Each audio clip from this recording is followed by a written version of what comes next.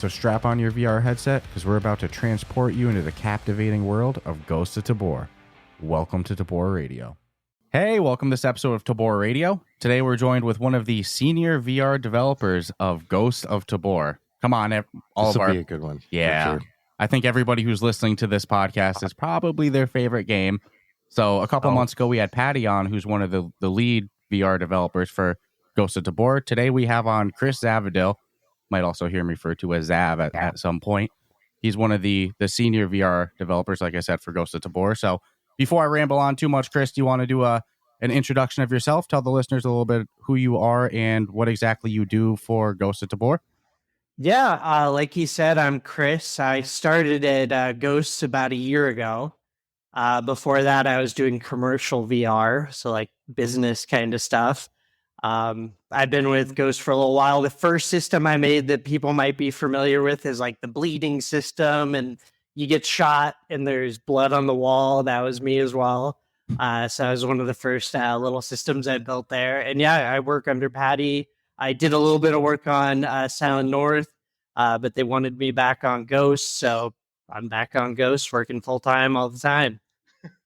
Ooh, well, both of those are great games. So if you went to Silent North, I don't think it would be a tragedy. But, right now, Ghosts of Tabor is the game that's out that people are playing and loving. So I think it is great for the Ghosts of Tabor community to have you back on making blood splatters on the wall and everything like that. Full-blown Dexter. So before we talk too much Ghosts of Tabor, let's go a little bit into your background. Is this your first game professionally that you're working on as a industry side? What's your background in the industry? Yeah, so I was in the military for a little bit, and then I was in sales for like 13 years. My mom kind of poked me one time when I was on vacation saying, hey, you love video games. Can't believe you're still in sales. So I went back to school, went to Southern New Hampshire University first, got my bachelor's in game development. At that point, I was like 6 months from graduating, and I got an internship unpaid at a company that was making VR for businesses, mainly healthcare. And I mean, it was kind of getting paid because we were getting stock, but the company wasn't on the stock market yet. And the idea was we had two developers that were both Unreal students, essentially, coming out of college. And then we had a project lead and an artist that actually came from the larger subsidiary. And they said, here you guys go. You've got 6 months. We want you to make a product for us. And if it passes and makes money, we're going to turn this subsidiary into a full-blown company. And so we just ground it out 40 hours a week, getting fake money, stock or whatever. And then it passed. We ended up doing our first application was one that helped to train people how to give injections, like a really expensive medication. And then if there's an adverse event, how to deal with that in VR. So it was all touch and interacting with AI. And so it was a full learning experience. And then I was there for about 2.5 years, making other applications for universities, healthcare companies. And then things changed with the stock market. By that time, we were actually on the stock market. First full VR company on the stock market. I still shout them out, VR, AR, if you want to buy them. It's pretty cheap right now. But the stock market took a pretty big plunge, and they had to cut a lot of subs. And my subsidiary was one of those. And I was looking, and it was a really interesting story getting into Ghost. But then I went into Ghost. So this is technically my first game because even the games we made over there had learning as the background. But this is definitely my first game that we get fans and stuff like that. Usually there it's just university students and they're like, oh, we get to play VR. So it's kind of cool, but you've been VR your whole career then in game development or like development wise. Absolutely. So when I was at Southern New Hampshire University, I got my first Quest. It was a Quest 1. And like a lot of the classes are Unreal, do this, do that, like build this type of a game. And I took the extra time, like I spent a bunch of extra time to convert that project idea or that task or whatever into a VR one because I wanted that experience and I thought it was so cool. Like it was so fun. And I was like, oh my God, I love VR. I don't know if this is PG or not. Apologies. Okay, great. So yeah, no, I love VR and I spent the extra time to do it. But I mean, it was a real struggle in the beginning because I'm certainly not an artist. And now I still get some art stuff. Like if you see the blood in Tabor, like that's on the ground or stuff like that, or that I did those art things, even though I'm not an artist. So it takes me quite a bit longer to do those things. But originally with the Quest 1, I ran into a lot of like hard stuff because I'm not an artist because you get horrible frame rate. So like I'd go in and make these projects for school that everybody, oh yeah, you can go say what's up to. Their puppies barking if you guys want to come wave. You can too. Keep up because you're doing a good story. I'll be right back. I'll still be listening. Oh yeah, absolutely. So basically, one of my real roadblocks that I ran into early on in VR development when I was in school with the Quest 1 was I didn't know art, so I would take all these Unreal assets that we're using for the classes and stuff, and I would try and make it work with the headset. And it was the worst frame rate ever. Like you put the headset on, the application boots up, you move a little bit, it totally freezes, and then you fall over because like you don't have that real world simulation to your body movement and everything, and it just totally disorients you. But yeah, no, from the beginning, I've been into VR and I really pushed for it. And I, like I said, I took an unpaid gig for 6 months just to get into the industry when I first did. Anytime I talk to new developers, I kind of tell them that story to explain how hard it is and how hard you really got to bust your butt to get into it. Well, it's cool that you chose from the beginning also to look at VR as the platform versus just sticking to, traditional flat screen or PC development. So I think that's awesome in itself. But what years are we actually talking about? Exactly what I was going to ask. Yeah, when you were interning. When I was interning, so I started my VR career, I think would have been about 4.5 years ago in total. And how old were you when you decided to go back to college for game development? How old was I when I went back to college? So add 2 more years to that. So that's 6 years. And what I'm almost 40, right? So that I would have been 33. I would have been 33 when I went back to college. and at that point I had already had a useless degree too. So I have a liberal arts degree in English. And I do have a short story on the Kindle marketplace, which doesn't make any money for me. So well, I love 33 is young still. It's not like it's old or anything like that, but you'd been through a couple. It's never too late to go to school either. That was going to be my point, that it's never too late to make a career change and a pivot change. And I love that you got a little push to do it as well, too, of like, hey, you love games. Why aren't you making games? You working in games? And it looks like it sounds like that there's never been any looking back on it either. Oh, no, it's awesome. I mean, it's really hard work. I would never tell anybody that it's like easy. Like I spend a lot of time that is not in work hours working, and it's either because of desire, like I'm on a really tough problem that's got me really raring to go, or I don't have a choice. It needs to get done, and I need to spend that time or else we're going to have problems. Well, that's one common theme I see with good developers is their dedication and passion for doing the job far exceeds any like set time limit or time frame they're supposed to work. They'll just burn all friggin' day, all night, and just solve whatever needs to be solved. It's an incredible process.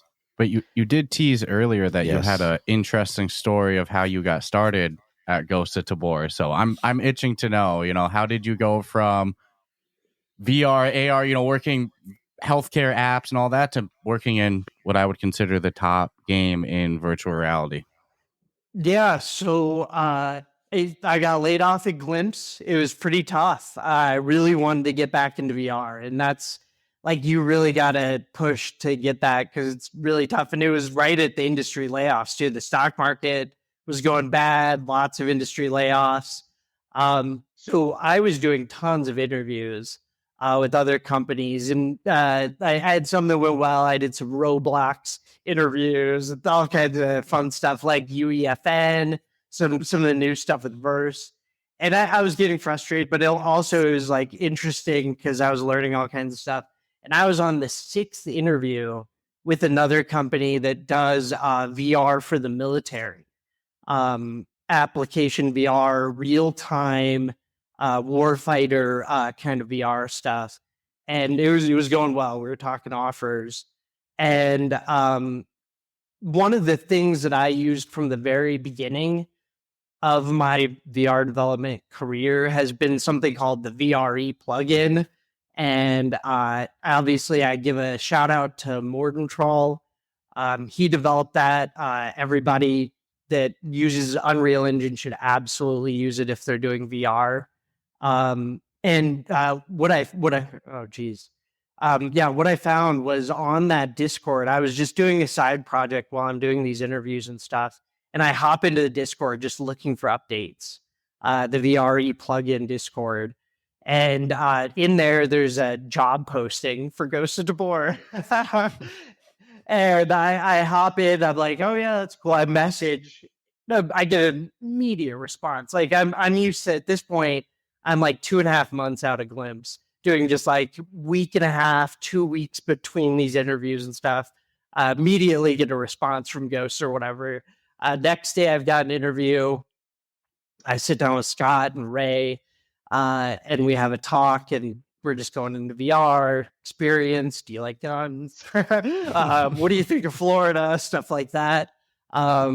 They offered me a job right then, and I was like, do you guys want to think about it or talk about it or anything like that? Because I'm used to these just interview. And they're like, no, I mean, when we find somebody we like, we just know right away. I'm like, okay, dude, yeah. Yeah, but no, even that plugin, I've got a deeper tie to it. During my master's program at Full Sail, that's when I went to Full Sail for my master's in game design. Mordenthal was my one of my mentors. So you had to select 3 mentors for your master program. And I didn't really turn to him. I did run a research project into VR, whether it felt better if you touch screen, interact with UI, or if you click with the laser kind of thing. And I did ping him for that to get his feedback. But yeah, no, I just have a really deep tie to that Discord, and that's what we use at Ghosts, and Spoon uses it at Grim, and it's great for UE. And yeah. What was the result of that study? Differing views. People thought that the click with the laser was much easier. It just felt easier for them, more intuitive. The touch did have some, like 60% said that it felt more realistic, like more lifelike. So it wasn't a huge improvement, but yeah. Yeah, I didn't have a huge study base for it.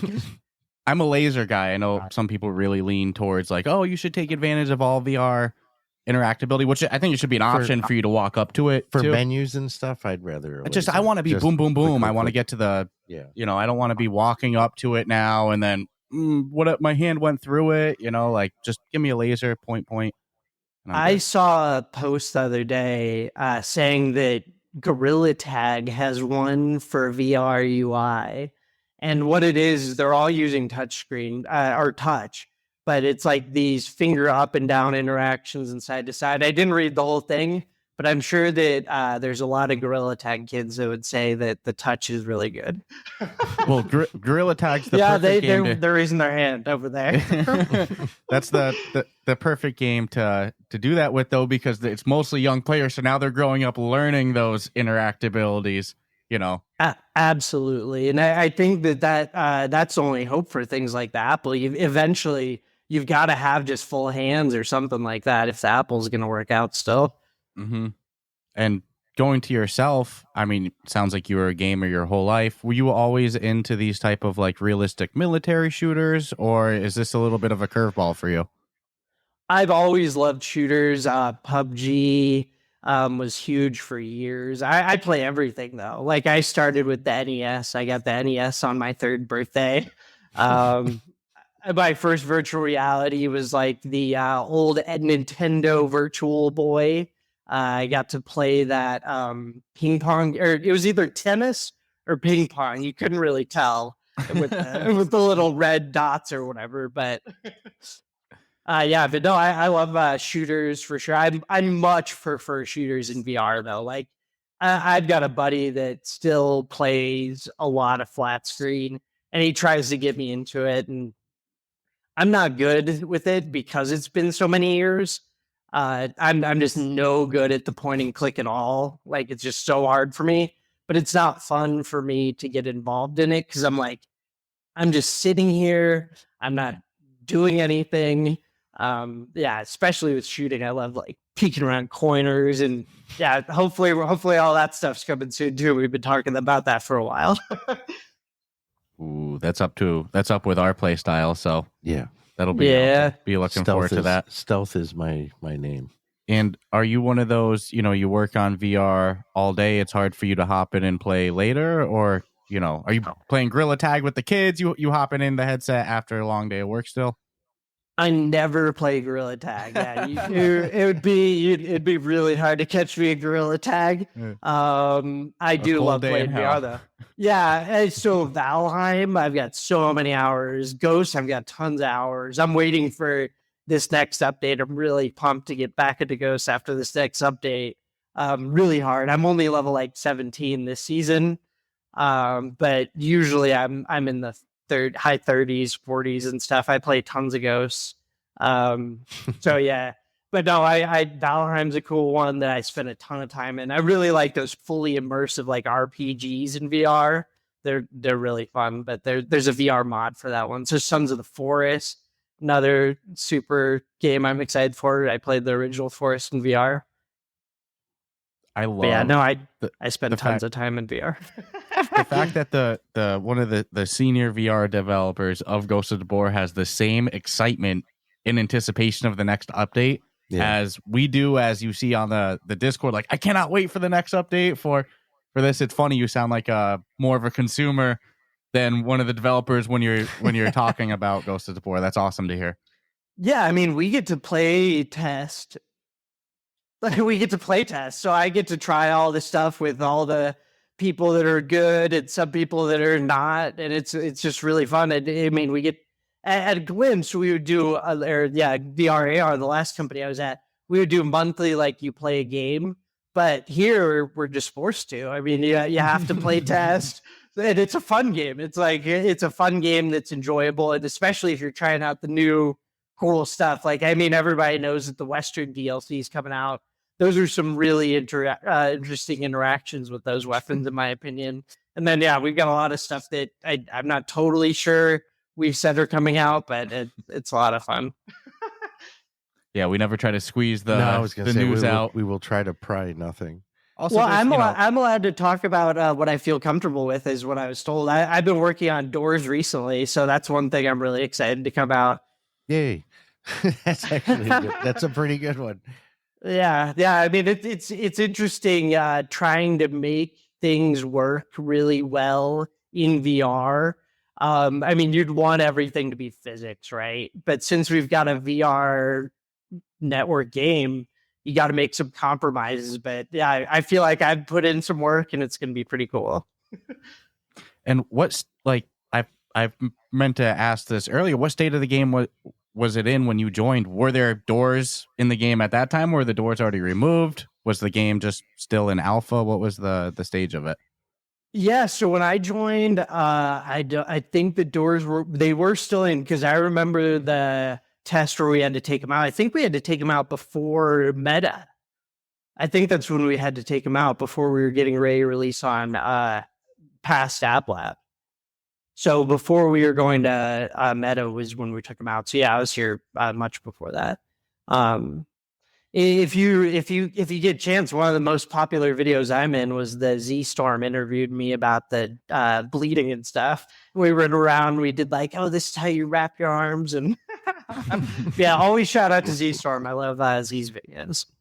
Yeah, Z Storm's great. Giant of a human. Oh my God, he was much taller than I thought he'd be when we met him. We took a picture with him at the Ghosts of Tabor event, and kindly of him, he squatted down, to be level with us. Yeah, I think that there was one person that might have been shorter than me. I'm pretty even-ish with Elijah, maybe. So yeah, when I was I gave everybody a hug except for Spoon. He was the only one that was like, he was like, I've got a gun, right? And I was like, oh. Yeah, nothing about Spoon strikes me as a hug guy. Right. No, I don't get that vibe that I'd go running up to him. Hey, brother, give him a big hug. I tried a couple of times too, so yeah, it was a total no-go. One day you'll catch him on the right day. You'll get a little. Oh my goodness! One day hug. then I'll get you. That'll be the end for me. It'll be the day after the release of Grim coming out. You'll get the hug. Yeah, that game's awesome too. That's another game I play a ton of. It's tough for me to play games that have wipes because I never really played those. That was a little tough for me for Ghost, but then I got used to it. But yeah, Grim's tough. That's a game you really got to grind, but it's a fun game for sure. I have a funny love story with wipes where the first time I played Ghosts of Tabor, I've talked about this before when we hopped in the first time and I learned about wipes. I was like, come on, all of my hard work, it's gone. I did so good, but now to me, wipes are like the best. It's incentive to go back in. It's like a refresh of everything. So I've come full circle. I totally embrace them. Mm-hmm. Yeah, I'm with you. The first time it happened, I was like a little bummed, but then when like all your good stuff's coming back, and let's be honest, well, we're everything comes back so organized now. Yeah, hell yeah. We saw that, we jumped. The coolest thing for me, at least in Ghost, when we have the wipes, is that the meta seems to change when we bring new stuff in. So if there's patches or updates that change things, then when there's a wipe, I'm like, oh, this is kind of cool. Because we had all these updates before wipe, but now we're fresh from the beginning again. And we're trying new content potentially, plus all the stuff that came along with the other one with a fresh kind of mind, essentially. Ooh. So I got to know because you obviously put a lot of time into Ghosts of Tabor. What's your play style for it? Depends on the map.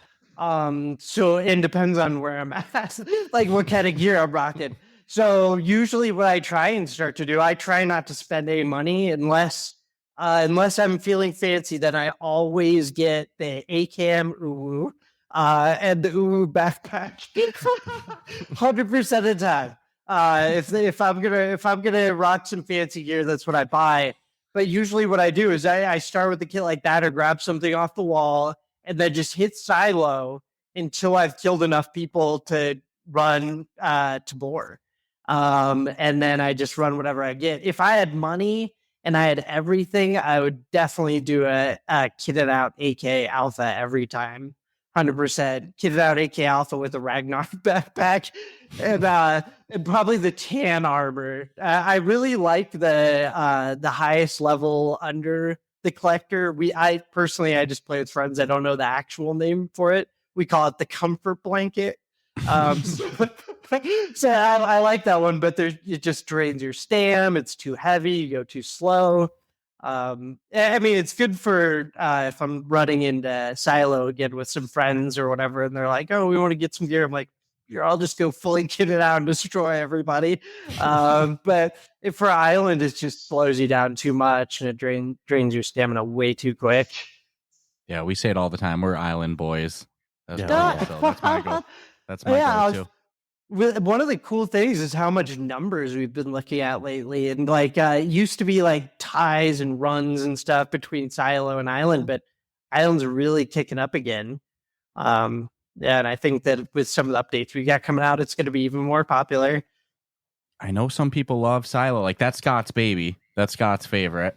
But island, to me, when I think Ghost of Tabor, I think daytime island. Mm-hmm. That's like I love the openness. Mm-hmm. That's what gets me. It's huge. But I could see how heavy gear that slow you down isn't as big of a deal in Silo because it's a lot more close quarters. Confined. Same with like Underground Maka. You could probably rock that loadout real good in there. But something wide open like Tabor Island, you want to be quick. You got to run. But you rock the anime gear. There's something humiliating about getting wiped by somebody rocking that stuff. Is it just comical to you? Do you just feel like it's just extra bonus points killing somebody wearing anime backpack? Not at all. I think it's so I am a big into anime and manga, and I read light novels and all the stuff. So when they were doing the anime stuff, obviously we got a huge community that hates on that, right? Then there's some people that like it. So the huge community that hates on it exists on the team too. There's those people on the team, a lot of them. But I was certainly not one of them. And they even had some stuff that got rejected, like noises that the weapons made. I don't know if you guys got to see any of that stuff, but the weapons made some pretty interesting ooh noises. And I would have been pleased if those were in there, but those got full rejected. But no, I enjoy running them because I mean, an AK, that AK is a good weapon, especially if you put, you get the side rail and you get a little sight on there. It's a good weapon if you single fire it. I mean, obviously you don't want to run that thing full auto, but it's accurate and it's cheap and it looks cool. No, I'm totally a weeb, so it's not even a goof for me. Oh man, I got to hear some of those gun noises. I have this funny headcanon with this DLC as well too, because we've talked to a lot of people about this, and everybody has feelings about it. You know, like when we talked to Sebastian, he was just making it, you know, and he talked about that process, but it doesn't seem like anybody's ever taken credit for the idea of it. It seems like something that just spawned. Nobody, the anime? Yeah, nobody. I've never heard somebody say this was my idea. I'm convinced I'll claim that if nobody wants to, I'll claim it. It wasn't my idea, but I'll certainly claim it. I'm convinced that it never officially got proved and like somehow accidentally made its way through the pipeline. Do we take a bet it was Spoon? Yeah, I can't figure out who gave the actual idea and approval of it, but it seems like at some point everybody was working on it and everybody's got different feelings on it. I love it just for comical value. Yeah, I mean, I don't think it makes me stand out. Didn't you accidentally take it last night? Yes, I did. The backpack does make you stand out a little bit, but it's who cares? I mean, if somebody gets killed, if somebody gets killed by you, then more points to you. It's less likely they'll take your stuff, right? So if you insure it, you're good. Yeah, I don't think so. Don't even pick it up. That's funny. One of my buddies hated it. Oh yeah, I was just gonna let you know. One of my buddies hated it so much that what he does is if he sees Yulru gear, he makes sure that he collects it and then he throws it in the trash can at his base, so no one can ever use it again. That's he's like the cleanup crew of that. He's like, get this out of the game. Everybody that has him.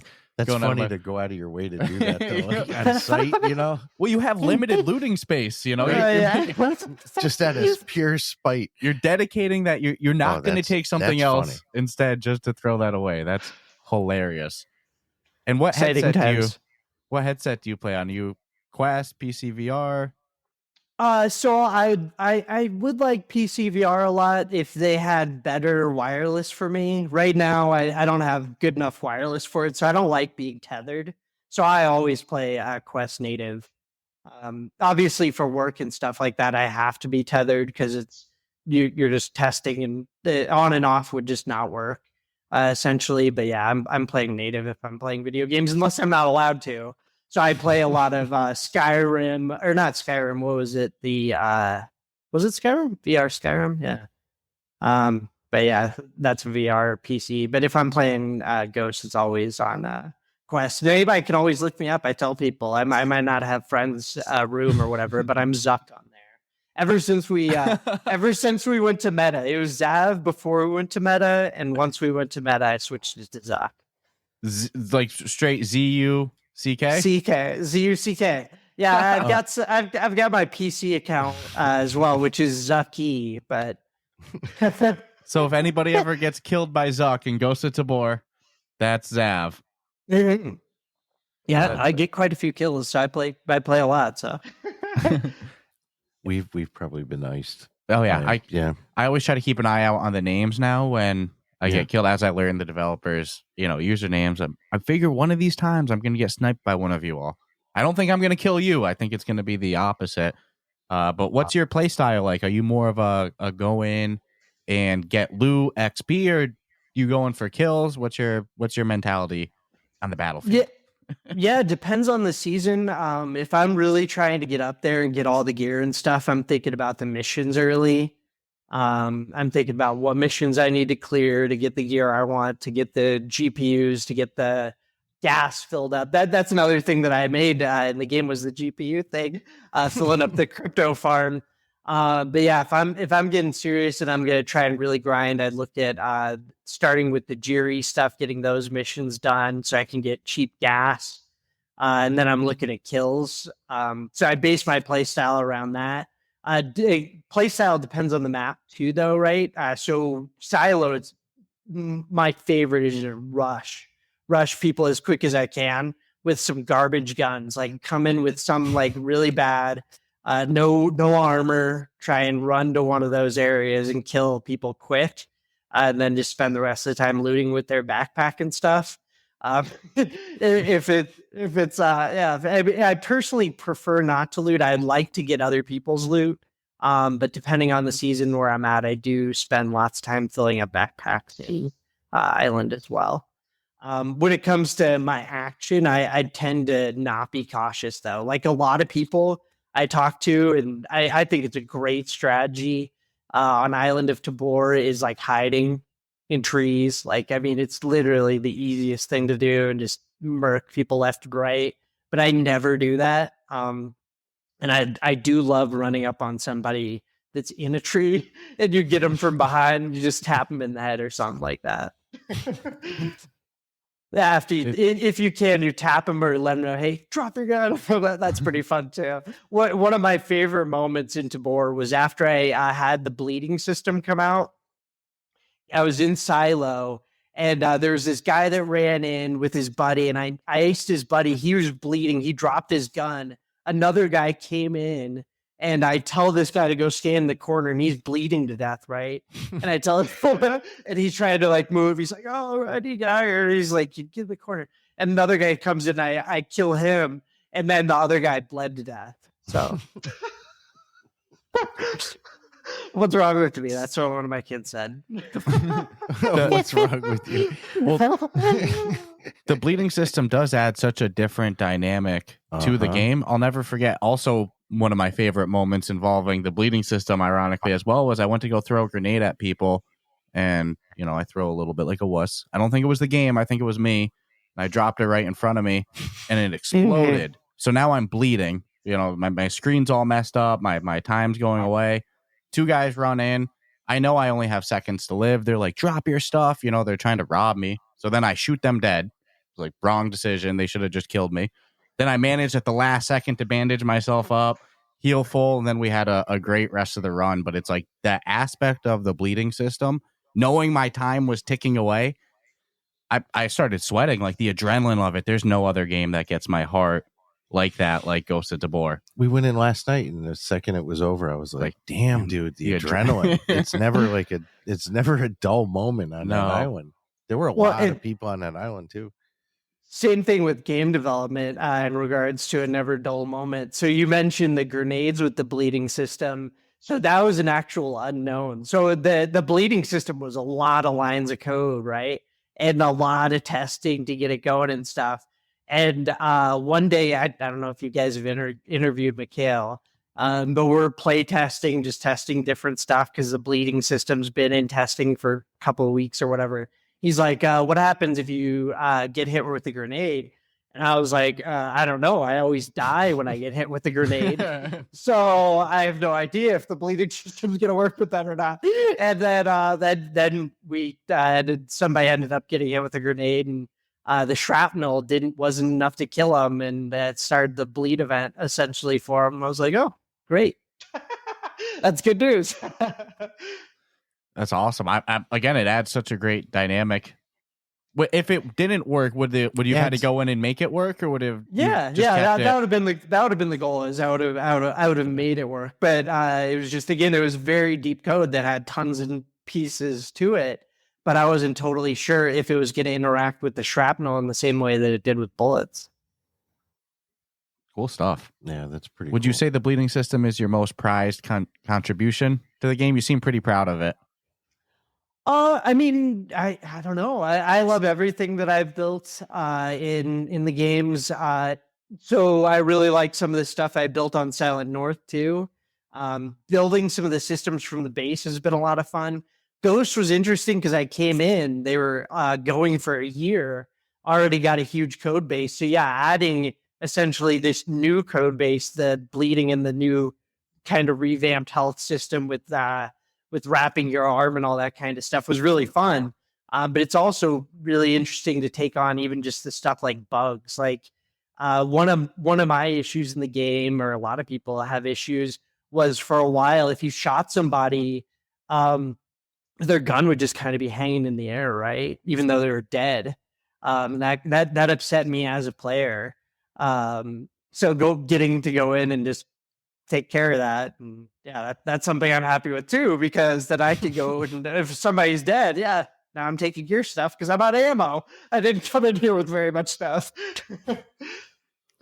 That's one of the things I think makes Ghost such a great game, is the developers do play the game, and they're not just playing it as developers, they're playing it as actual fans of the game. So things that would annoy the player obviously annoy the people who make the thing. So it's a good combination to have. Scott's talked about getting angry playing his own game before because, a bug happens or something like that. But the amount you all go in and actually play your game, and any issue with it bothers you, or you go after things that you want fixed, exactly what you said. That's why Ghosts of Tabor is one of the best games. I think that's very important for developers to be in there playing their game like that. Well, so that's where I would diverge a little bit. I would say that one of the great things about working at Combat Waffle is we have people with such different views. Like you mentioned, Scott wouldn't be okay with those kind of things. Me as a developer, I am not as picky about things. So like when I'm working on doors, I pushed the first time and I'm like, that's the best door I've ever seen in my entire life. And then I've got some people to kind of say, hey, we want you to make this change because we want it to be better. So we do have those people that get really upset. And yeah, I mean, Ray is another great example. He's expressed to me that he can't play if he notices something in the game that needs to be fixed. But that's not the case for me. One of my biggest bugs that made it into live was with the bleeding system. So it was after we'd already had bleeding. We wanted to do blood splatter on the walls, essentially, right? And so that was all working great. We had done all kinds of testing. Goes to live, and somebody figures out that you can. So say you get shot. I shoot you. You leave a blood plane. If you go and then shoot that blood plane, you're going to do damage to me because it's my blood plane. That was on live. That was a bug I introduced in live, and people were literally walking around the map shooting blood planes, killing people. And I went in and did the same thing. So I mean, it's one of the great things about being on a team like Combat Waffle is you really have these different views and people that have different levels of care and experience and things like that. Yeah, absolutely. Is that now fixed? Can you still? That was fixed the next day. That was hot patched immediately. So it was a fun 24 hours you had spray killing people. That was not 24 hours. I don't think that one was clear quick. We got that one taken care of quick. Well, it's another thing that Combat Waffle does well is any fixes that need to, even back in App Lab, it's like constantly pushing out new updates, and obviously things aren't going to run as smooth, but being even quicker to get those fixes taken care of. an incredible studio. I figured it'd be fixed, but it was good to ask before somebody hops off this video and then goes to. I'm just amazed somebody figured it out. That's the incredible part. Yeah. Did you know about it, or did somebody do it and then report it? Well, again, we would not have released it knowing that was there. We tested it, and again, we now since we're on Meta and all that kind of stuff, we have a bigger QA team. We have a much better. I don't know if you guys have worked with Mihai. Mihai wasn't even there at that point. He's our project manager and stuff. We have a much stronger pipeline nowadays in regards to testing, and we've got it's a lot more secure. But yeah. No, it was really interesting. We had no idea. We tried. We test a lot now, much more now, but we had tested a lot then, and we did not see that. We would not have released knowing that was on there. Well, every game has bugs. It's you don't know until the masses start going crazy with it, and you think of all the different play styles just internally with developers. Now unleash that with the 5,000-6,000 people playing a day, that each one has their own way they like to play. There's going to be things that didn't come up until the masses got it. That's just the way things go. Yeah. I mean, again, we keep building to make it better, and like I said, we've got a much better QA team now. It's really a tight team. So I think things are going great. And again, it was a minor bug. A lot of people had fun. It was more of a meme, but. Yeah, I missed that one. I can just imagine the Ghosts of Tabor community going crazy with it. It's a unique community, to say the least. You got to love them. Oh yeah, for sure. The music videos, everything. I pay attention to all that stuff. I don't jump in the general often.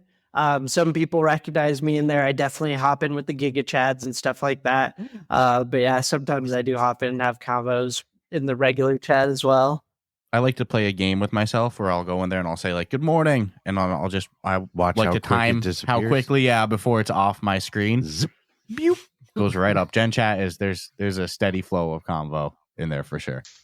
Yeah, it's busy all the time. And for new players or even struggling players that have been playing a while, because sometimes time invested doesn't mean skill. Do you have any tips for players in Ghosts of Tabor? Absolutely. Yeah. So if you're new, don't play by yourself. If you can avoid it, hop into the Discord, get a team, maybe speak to a BOA. I know that the BOAs have their own Discord now where you can, then they've been promoting that. I know that they're even going to have linking potentially in game at some point.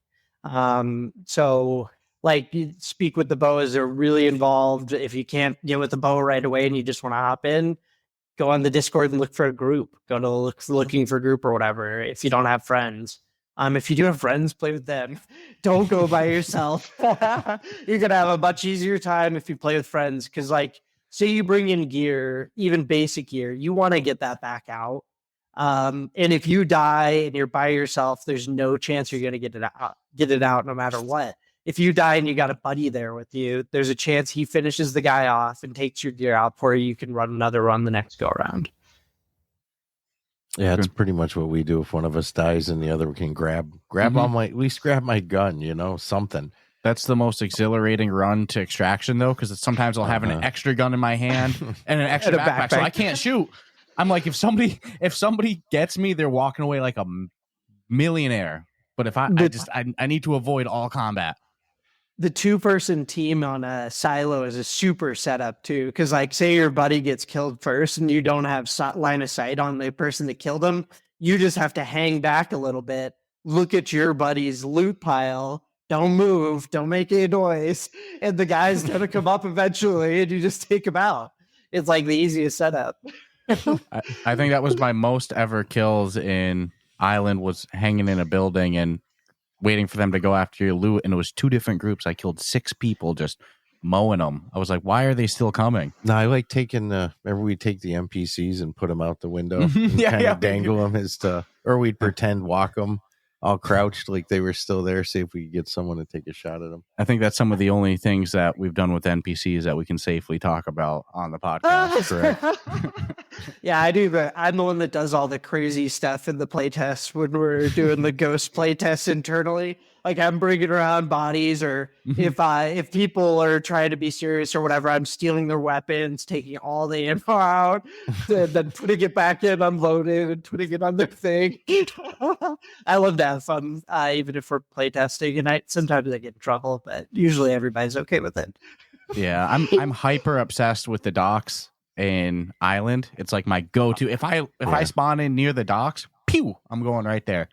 Good loot, easy NPCs to kill, and other people tend to run to it. So it's a money spot for me. But yeah, we like to kill the NPCs that's always in the top floor of the building and then hang it out the window. Dangle it, wait for something to come. Or we just use one as a meat shield running down the road. Yeah. It's a meat shield. Like you said, do like the little puppet, like it's walking, Sometimes we'll throw a gun out the window, hoping somebody does it block bullets? I've never even tried that. Don't know, but it's funny. I've been killed. I have been killed running down the street carrying one, yelling, "It's my meat shield."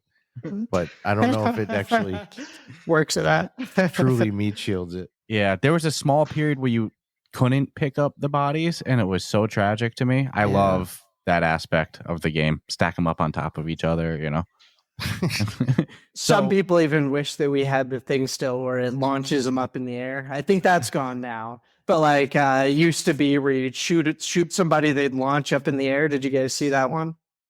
I saw a video before of okay. I've never done it. Oh, okay. Yeah, it was people were getting launched when they were being shot, and that's what that.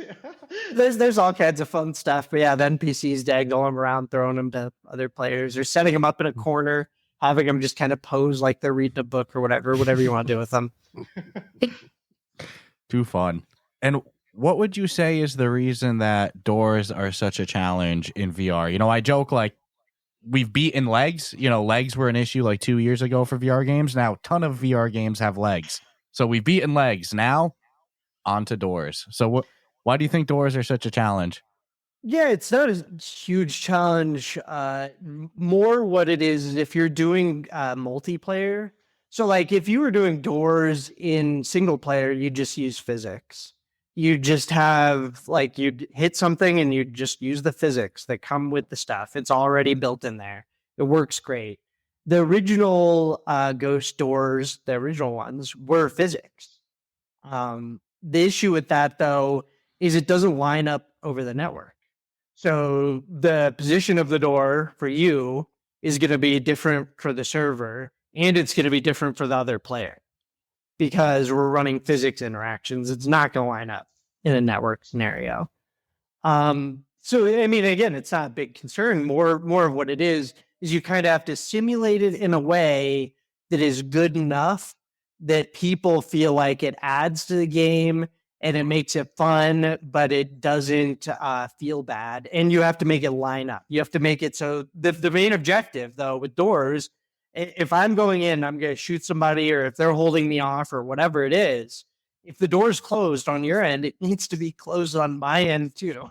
So that's really important. So what we do is we try and simulate physics in a way that feels as good as it can, or getting it to a point that feels smooth, but not use physics. And that's the main thing with it. So it's never going to feel as good as physics, because physics is physics. That's how things work. That's how life is. It's more just doing it in a way that it's gamified, but it also feels like it has a swing to it, and is still fun to play with, at least somewhat. I can totally imagine that issue. If you think the door's shut and you're standing behind it waiting for them to open, but they can clearly see you on their side of the screen, that could be it's a problem. A big issue. Especially if we're talking about some doors that bullets can pass through and some doors that bullets can't pass through. Yeah, no doubt. And would you say that that's something that's very far off from being implemented back in, or what's the quote unquote status of it? Oh, it's not far off. Not far off. Yeah, no, it's something that I've been working on cleaning up. People are testing it. It's We're just cleaning it up right now, essentially. Ooh, to me, that's like an underrated dynamic changer to the game because of stuff like, man, you can see when somebody's about to enter, to use the docks as an example. Let's say you're in one of the corners of the room, you see that door slightly open, like you're ready. You know, it's a strategy element to it. So, well, I'm that's excited. one of the things I tried to ask early on too. Ask your question afterwards. But the one thing I tried to ask early on is I've never really seen very good VR doors in multiplayer. So the only multiplayer game that somebody could tell me that had decent doors was After the Fall. But the issue with those, they don't network line up. So like they're not lined up from one player to the other. They're not synced in regards to the position. So I don't know. I'm happy with them, but again, I'm one of those people that doesn't really care. So that's where it's great. That's where it's great. Where I made the initial version of the door, and then I've got people to say, "Hey, no, we need you to make this change to make it better for everybody." And that's a great process for me as well because it's fun and exciting, but we also get a smoother, better experience at the end. Yeah, absolutely. I'm excited for them to come back. Like I said, I love every update that comes for Ghosts of Tabor because there's never a downgrade in anything. Yes, things might get a little more challenging with some updates because you've added stuff that, like, remember pre-gasoline and all that, and pre-generators, and so it's just an awesome to watch this evolve, and I can't pry for like what's coming next other than we know. So.